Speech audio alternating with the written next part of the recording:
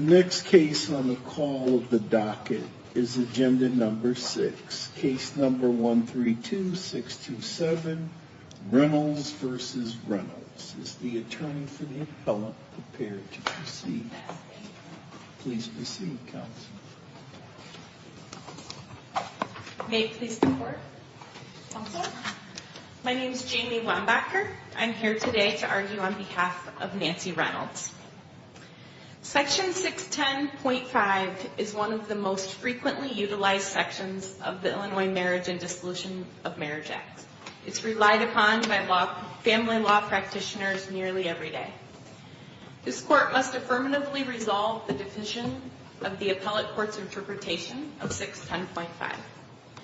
The canons of statutory construction demand that this court conclude that a modification of parenting time will only be granted when there is both proof of a substantial change in circumstances and that the modification is necessary for the best interest of the children. As this court knows, the primary objective of statutory construction is to give effect to the intent of the legislators. To do so, we must first look to the language of the statute itself. If it's clear and unambiguous, the statute must be applied without further aids of statutory construction. Statute's ambiguous if it's capable of being understood by reasonably well-informed persons in two or more different ways. The split between the 3rd District and Trapp case and the 2nd District in this case, as well as the split between the majority below and Justice Burkett in his dissent, demonstrate that the statute is not clear and unambiguous. Both courts.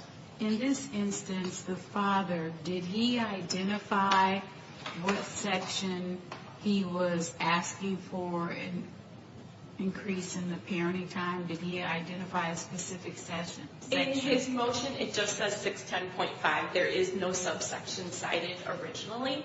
His motion was amended the week before trial to eliminate any request to modifications in decision making. But in the trial court, he argued specifically under 610.c in both oral argument, and he filed 2 written memorandums. Under each of those, he argued subsection C. And so he took the position that he had demonstrated a substantial change in circumstances, but now the position is that that's not required. That's correct. And he argued substantial change many times in the record below. I think at one point he uses the word, his counsel used the word change circumstances, but multiple times he argued substantial. In the interim, our case was decided by Judge Zalid on November 28th of 2023. And after that, at that time, Trappkiss was the only decided opinion on this issue. It was decided in June of 2022. After our decision, but before the appeal was completed in the 2nd District, the 2nd District first came down with its Rule 23 in Salve, and then the 4th District, which follows the 2nd District, came down with its decision in March of 2025, also a Rule 23 in the case of Eric S. and Holly S. So in the appellate court, Mr. Reynolds relied heavily on the change in the 2nd District in their Rule 23 in Salve, which was a deviation from what he had argued in the trial court. And so we've got subsection C, we've got subsection A, subsection E. Which one should we be looking at? And, if we try to read all of these together, talk a little bit about, if you would, we got what is the definition of parenting time, and how is all of this supposed to work anyway? I think that this court has to read the statute as a whole. That's what we're directed to do. And if you read the statute as a whole, you have to look to section 600, which is the definition section. And the reason that you can't parse out paragraph A from paragraph C is because the definitions section specifically defines allocation judgment as a judgment allocating parental responsibilities. Okay, but what does parental responsibilities mean? That's not parenting time, though, but right? Parental responsibilities is specifically defined in sub 600D as parenting time and significant decision-making responsibilities. It is both. And so you cannot parse out parenting time as not part of an allocation judgment or a parenting plan. But A says allocating parental decision-making responsibilities, not including parenting time.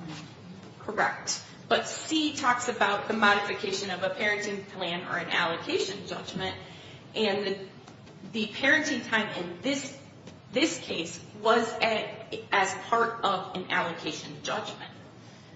So you have to read the definitions. We have a definition for parenting time as well, and that just talks about exercising caretaking functions and non-significant decision-making responsibilities. So would that be what we should be looking at? It is. The definition of parenting time is only caretaking and non-significant decision-making, but the parenting time is specifically contained also within parental responsibilities. Parental responsibilities mean both. It's not one or the other. The complication with... But isn't that meant to signify that the person that is the decision maker also has the rights and the responsibilities of the parenting time too, that is something that isn't exclusive? I mean, isn't the whole reason for all of this change is to get away from the, terms custody and visitation, and that there's a recognition, you're the parental decision maker, that you are, the child is most likely living in your home, and you are their decision maker, so that you are going to have what used to be known as visitation. You have rights for vacations, and you have rights for certain weekends too. So that's sort of encompassed in that definition. I think that is part of it. In the 2016 rewrite was rewritten entirely to remove words such as custody and visitation and to use the new language, all-encompassing language of parenting time, parental responsibilities, decision-making. That rewrite was written for that purpose, but parenting time is the time both that maybe the person who doesn't have the majority of the significant decision-making also has parenting time. That is exactly what happened here. Right. Nancy Reynolds has the decision-making responsibilities, and Christopher Reynolds has parenting time. I think that and she also has parenting time. Correct. The majority. So that would be why that definition would include that. And as I think was mentioned earlier by Justice Rochford, in subsection A, why it specifically speaks to a modification not including parenting time, which could be for both parents, correct? That there could be... Yes, I agree with that. The difficulty being is if you take parenting time in a practical standpoint, take parenting time out and say, okay, in this case, Mr. Reynolds was asking to increase his parenting time. His weekends at the time of the hearing were Friday to Sunday evening, and then he had Monday night to Tuesday. He was seeking to increase his parenting time to start on Thursday and to continue it all the way through Tuesday, not return the kids on Sunday night. So he was increasing his parenting time. But coupled with that, that would be just the parenting time. That's the time that he is physically with the children. But coupled with that, there were other modifications that have to be made to accommodate what he was asking, which is transportation and other things. Those are contained within the definition of parental responsibilities. If you take parenting time out in a vacuum and you say, okay, we're only talking about the time, but we're not changing anything else, their allocation judgment designated how the children would get to exchanges, where the exchanges would occur. So he was also seeking to change those things.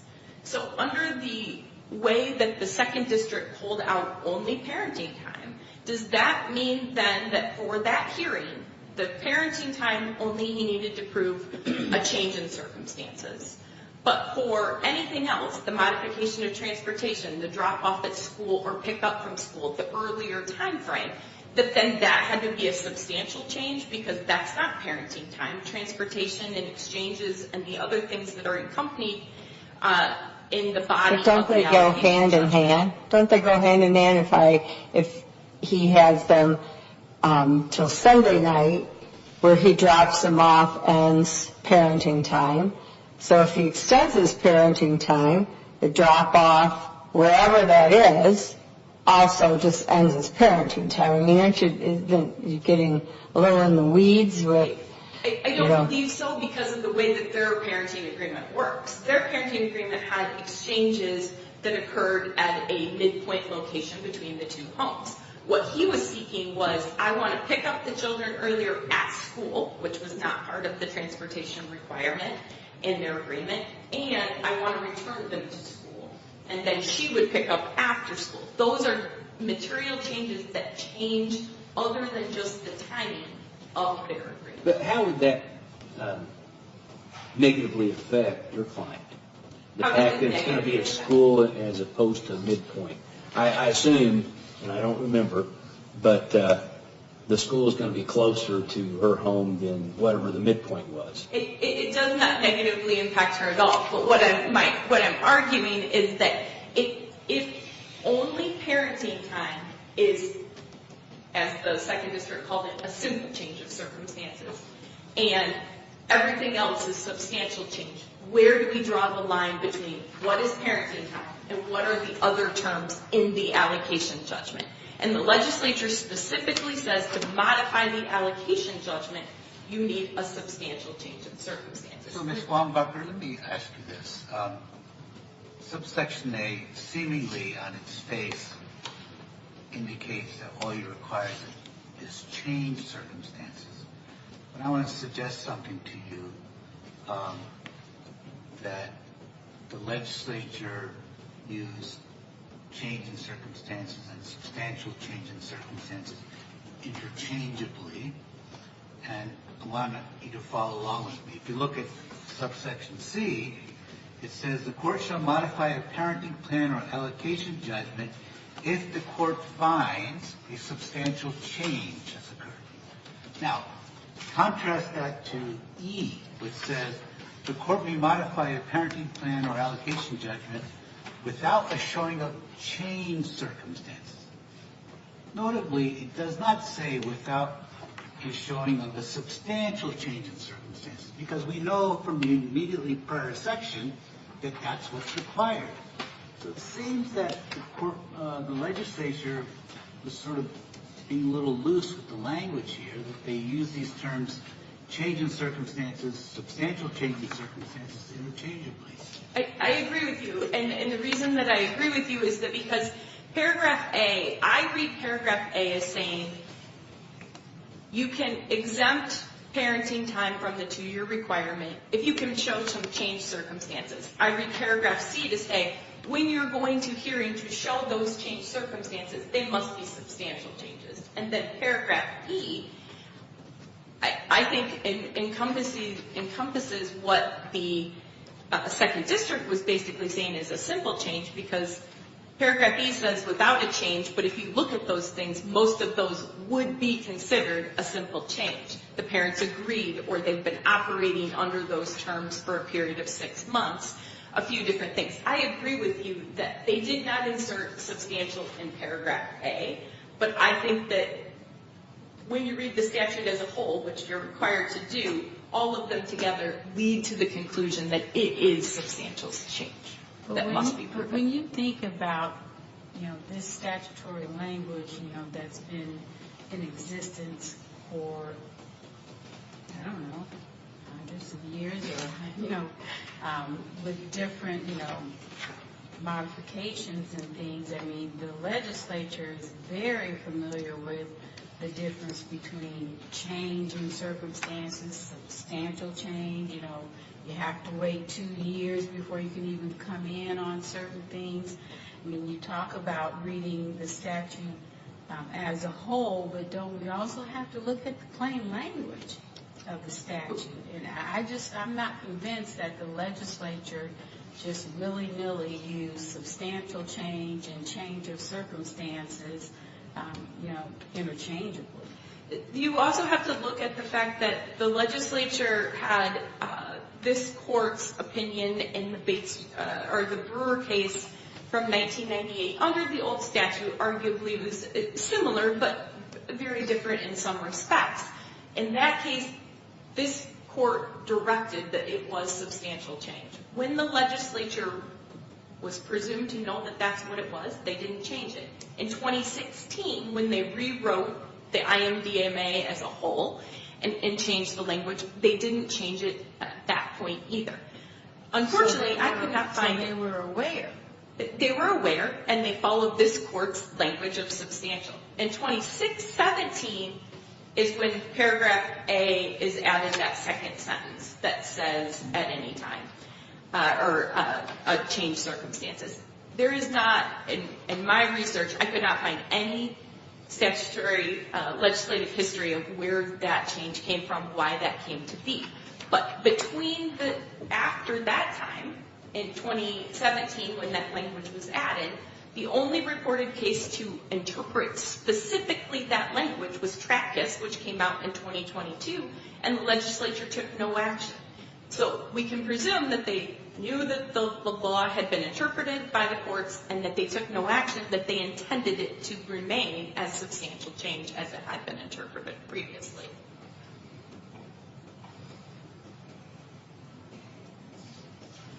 The additional thing that I want this court to note is that when you're interpreting the statute, you can't insert language into it, but yet that is exactly what the second district is trying to do.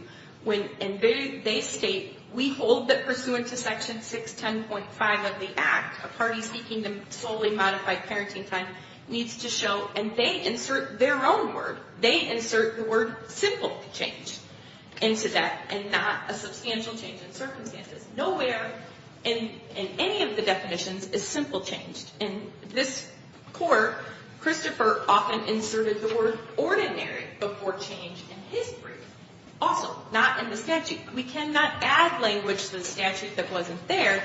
So the second district is doing that by adding simple change.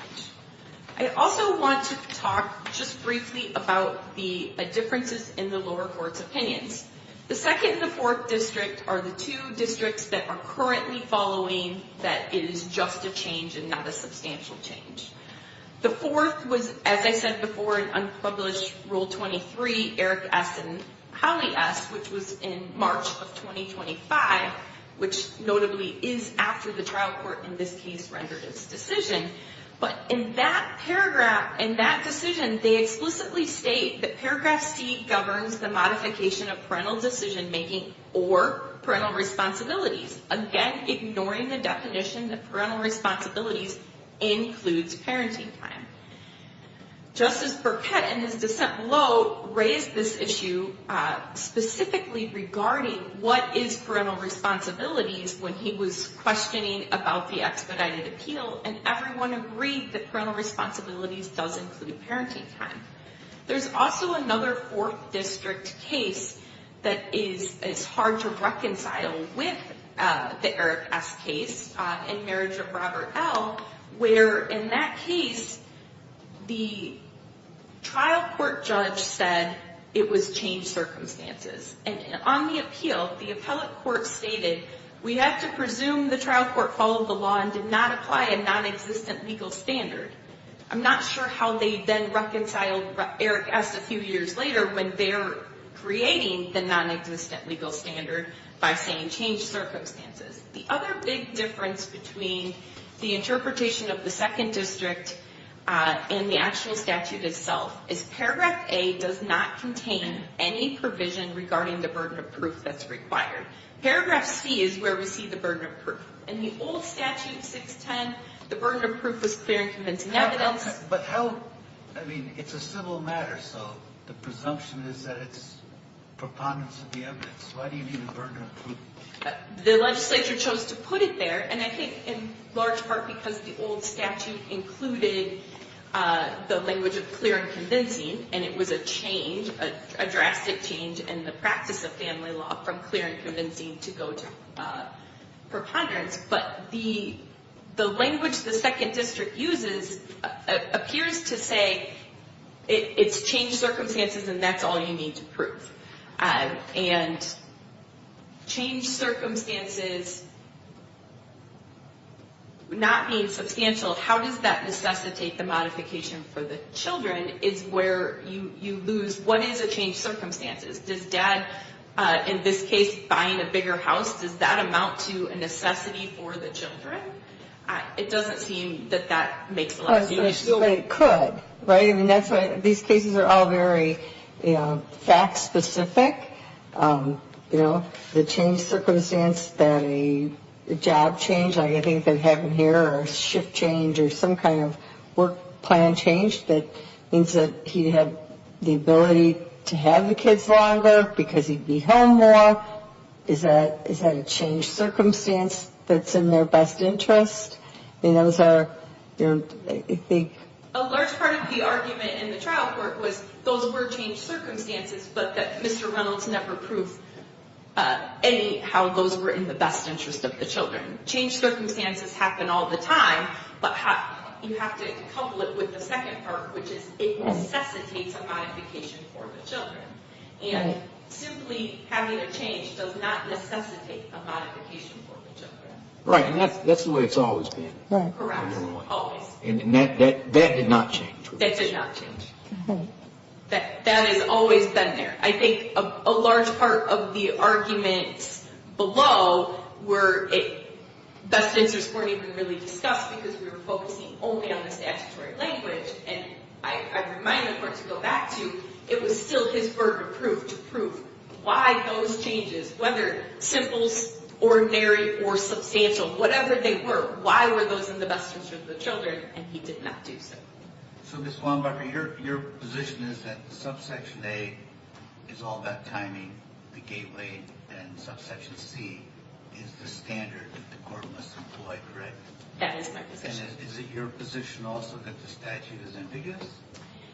I believe it's ambiguous because, as we saw, the second district and third district interpret it differently. I believe it's ambiguous because Justice Burkett and the majority below interpreted it differently, and that's what the direction on ambiguous is if in fact two reasonably well-informed people interpret it differently. But I believe, in conclusion, I believe that you can read it as a whole as a gatekeeper and the standard of proof when you go to hearing, and it's not ambiguous. But I believe that I am arguing that it's ambiguous in this case just based on the drastic differences in the interpretations across the districts, lower courts below. Thank you. Thank you, Ms. Wambach.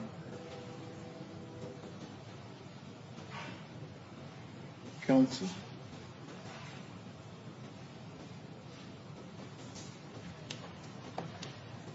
Good morning, Mr. Chief Justice, Your Honors, and may it please the Court. This case presents a relatively straightforward question of statutory interpretation, and it calls upon this Court to answer two basic questions. When the legislature amended the language of 610.5 to add into paragraph A that parenting time may be modified at any time upon a showing of changed circumstances, did the legislature intend for those words to carry a different meaning than the existing language in paragraph C, requiring that a court shall modify upon a substantial change in circumstances? You still have to show best interest of the child. Absolutely. A, C, E, best interest runs throughout, so our brief largely ignores that question because it doesn't matter which road you choose. Best interest applies to all. The second question that I think this Court really is called to answer is the Court going to hold the legislature to the plain language of its own statutory enactments. And so for each of these questions, Mr. Reynolds urges that the answer is yes. To begin with, the long-standing principle of Illinois law, as articulated by my colleague, is that we start with the plain language. We do not start with what we believe the statute is intended to mean, and then use that to color how we read the plain language. It is, what does the statute say? Is there a clear meaning? And we follow that meaning. And only when there is a vagary or an ambiguity do we move on to step two. What about this argument that, the appellate courts have had some disagreements and had a very lengthy dissent in this case, and that shows ambiguity? I think the problem, and I'll take kind of the two sets differently. So Trapkis, I think the issue is they don't really articulate why they thought it was ambiguous or what they thought that the plain language meant. They jump directly into considerations of canons of interpretation, in particular the statutory history, where we were pre-2016, post-2016, and post-2017. That's something that you're not allowed to do until you find an ambiguity or a vagueness in the statute. They don't really tell us why they thought that existed, or even if they thought it existed. Justice Burkett's dissent, I think, is at least a much stronger argument than the Trapkis court, but his analysis focused on, well, I'm a reasonable jurist and I read it differently than my colleagues do, but then also kind of jumped straight into the canons of interpretation and didn't really articulate why there is a vagueness and ambiguity. And I think the issue with both Trapkis and Justice Burkett's dissent is none of them address the actual words of paragraph A. I think at one point Justice Burkett says, well, I read paragraph C, and paragraph C means what it means, and that means something different than what my colleagues say paragraph A means. Well, of course they mean something different. They're two different sections of the law that can each apply separately. And also, none of the lower courts really considered the distinction of paragraph A tells us that courts may modify, where paragraph C tells us that courts shall modify. It's a distinction that really wasn't ever raised to any of the lower courts any time this statute has been considered. And I think that distinction gives us a way out. It gives us a pathway where we can say you can apply both A and C without them being in conflict, because one empowers the court with the inherent discretion to grant it if the court sees fit. Here's the problem I have with that three buckets approach of yours is, you say that one is may and one is shall, but as you just acknowledged a moment ago, even if you have a shall statute, it still has to meet the best interest of the child. So it isn't necessary to have a shall.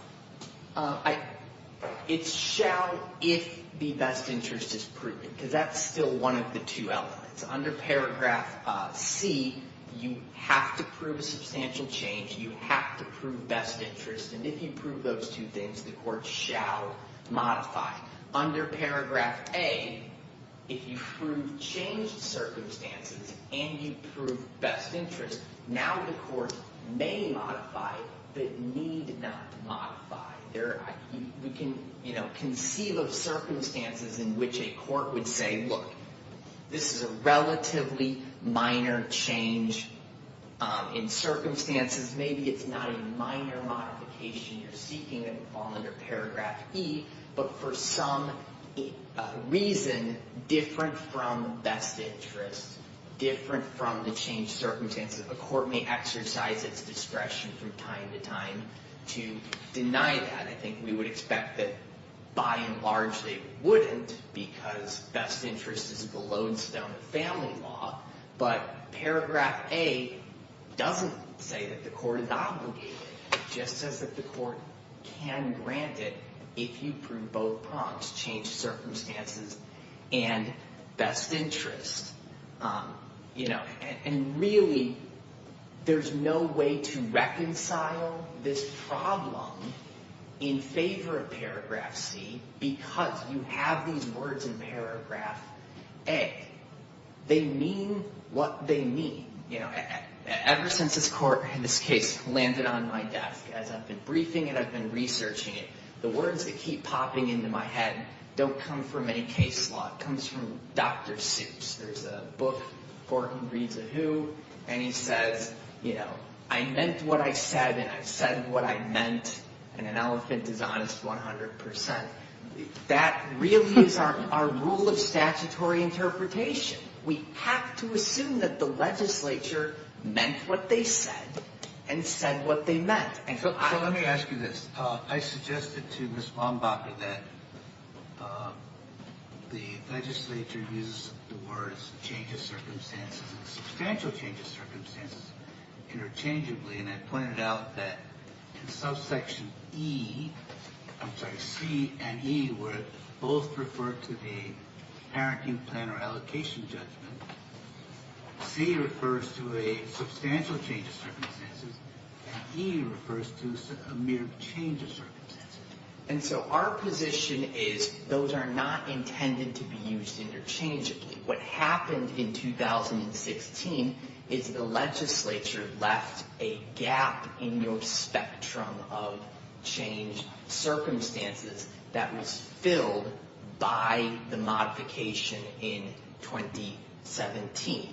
If you had no change in circumstances, you're in paragraph E. If you had a substantial change, you were in paragraph C, and it left this question of, okay, but what if you're in the middle?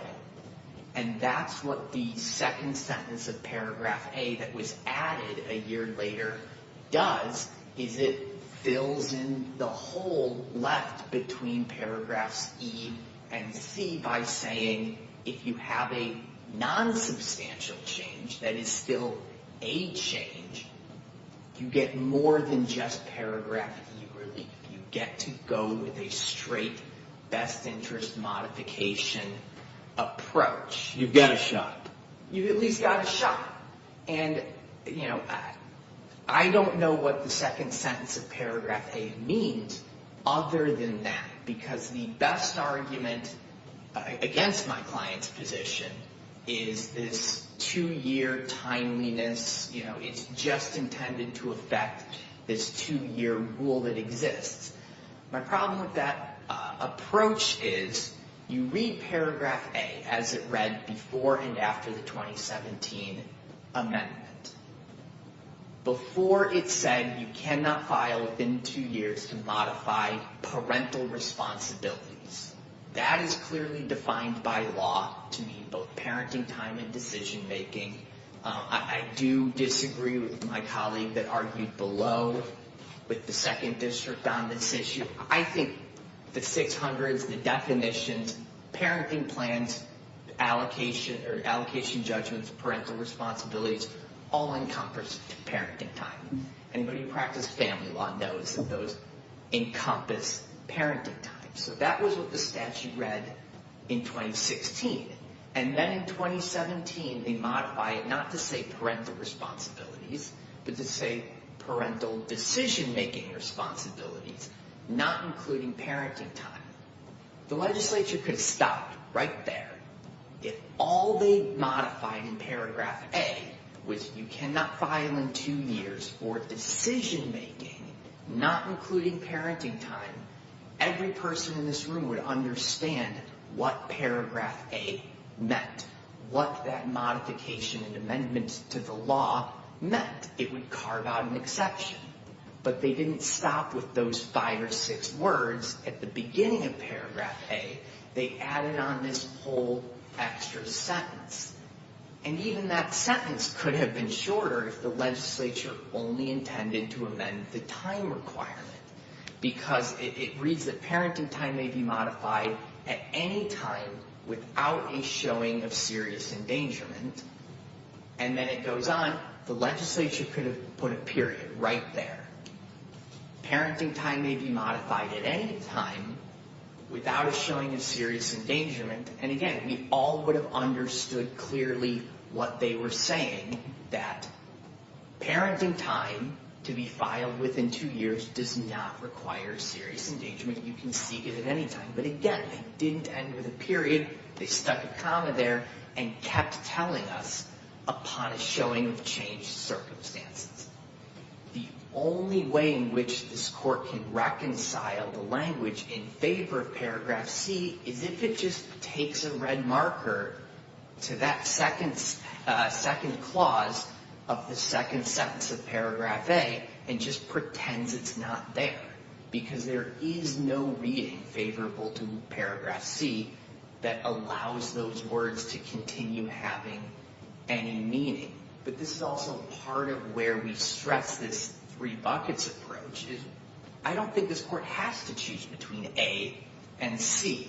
I don't think this court has to say that C applies generally to all aspects of an allocation judgment and A applies to parenting time only, because there is this distinction of language that allows the court to say this is a uniform body of law from no change to substantial change, and as you move through that spectrum, your entitlement to relief changes along the way.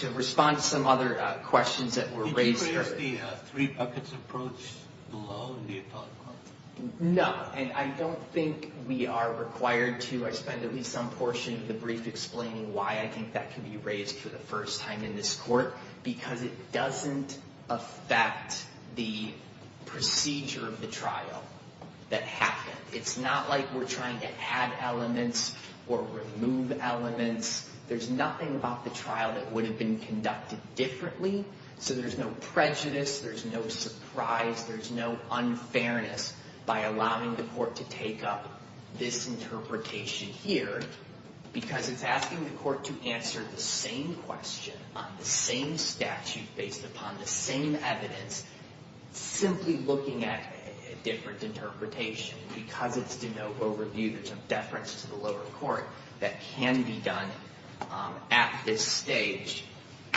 So responsive at one point to, I think, Justice White's question, you had asked my colleague, what do we do with the fact that the trial attorneys didn't argue paragraph A? And they did. That's not, I'd say that's 90% true that they didn't. There was one point, and I want to hold it, it's page 510 of the record. The trial attorney states, the standard under current... Counsel, to be fair, my question was about the fact that there was no allegation in the pleading of a specific paragraph. Okay. I didn't say anything about trial counsel. Okay, yes, and that's... So there was at least one point where he cites to paragraph A of the statute in his argument. I would concede that he cited to paragraph C far more often than he cited to paragraph A.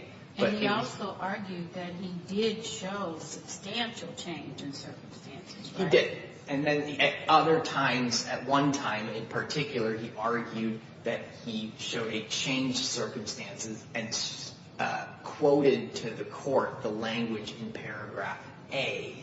So it was at least clear that he put before the court the issue of whether paragraph A is applicable. I think we also have to concede that the trial court sitting at that moment in time had binding precedent. It was obligated to follow Trapkis. It was obligated to follow a substantial change standard.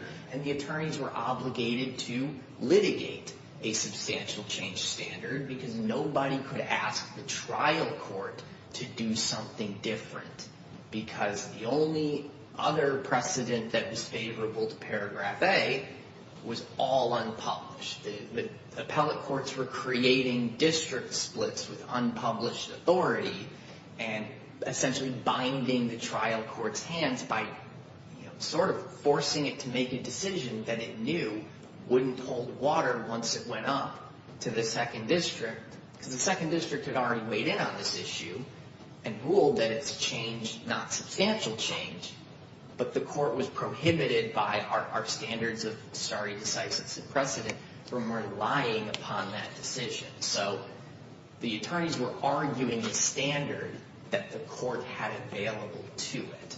So I also don't think for that reason that there should really be weight placed on which paragraph was emphasized to the trial court. Mr. Brandner, yes. There's an important value in family law cases, which is stability.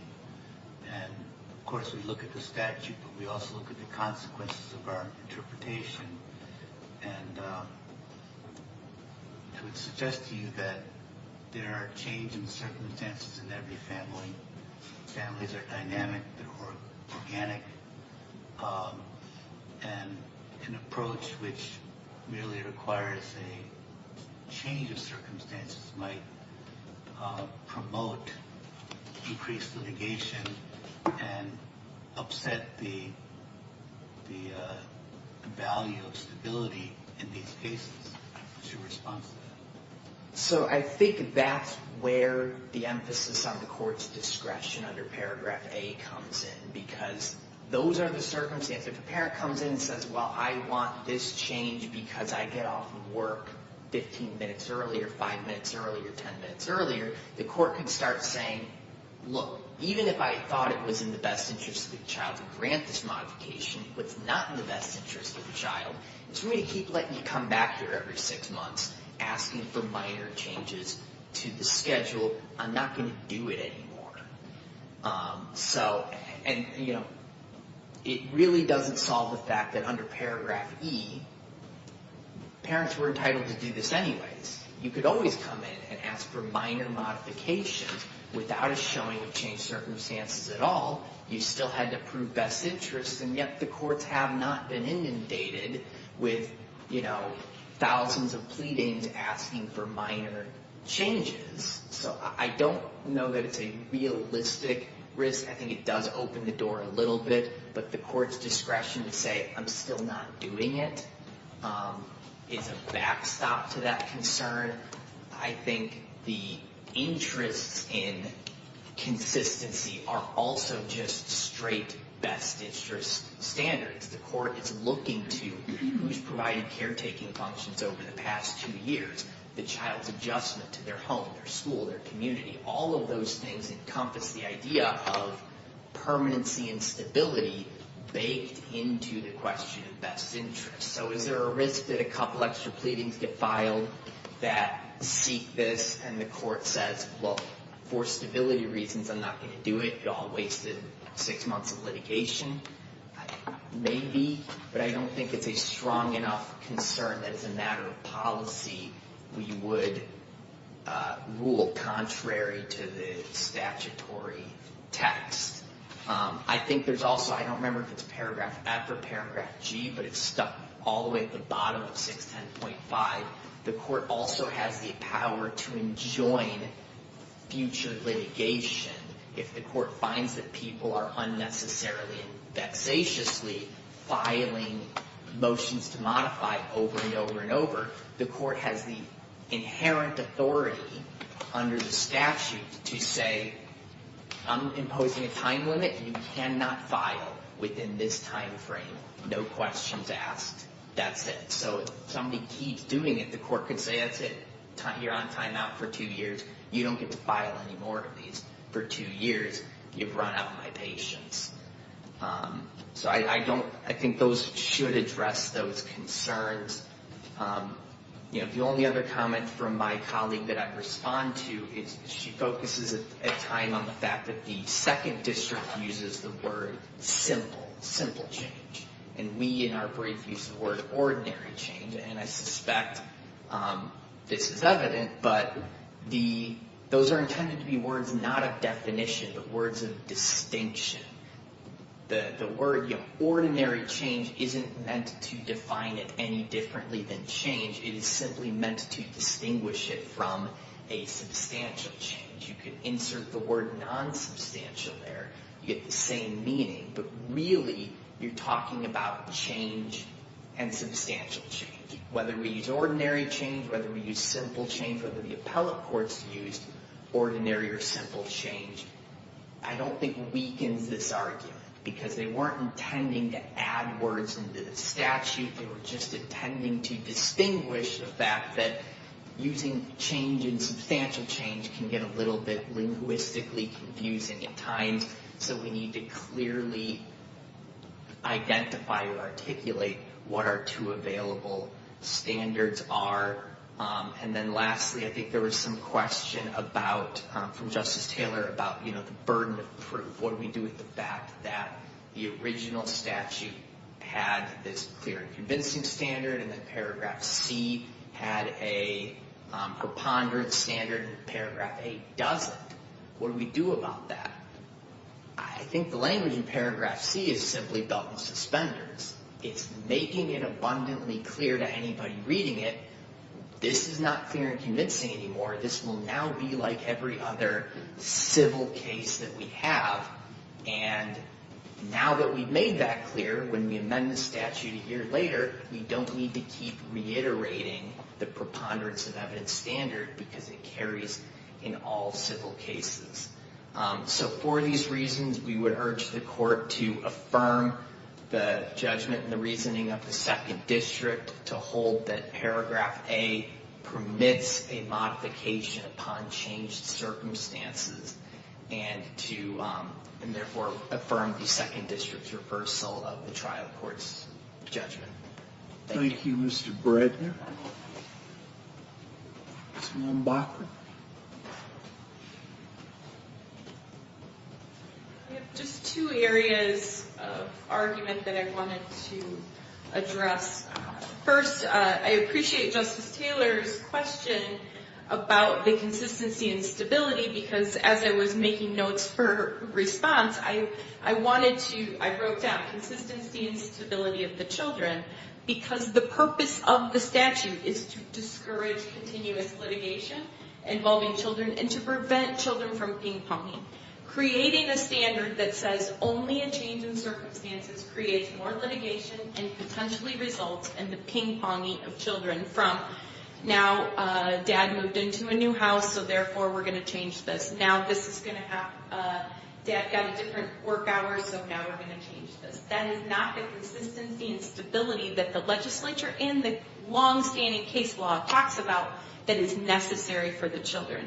So I think the interpretation to make it broad and say a change in parenting time, but change that from decision making, I would argue that parenting time is more ping-ponging and resulting in instability for the children than the decision making. Often the children would have no idea what decisions their parents are making, but they definitely will know the impact or feel the impact of a change in their parenting time schedule. It can be, but isn't that where the best interest standard comes into play?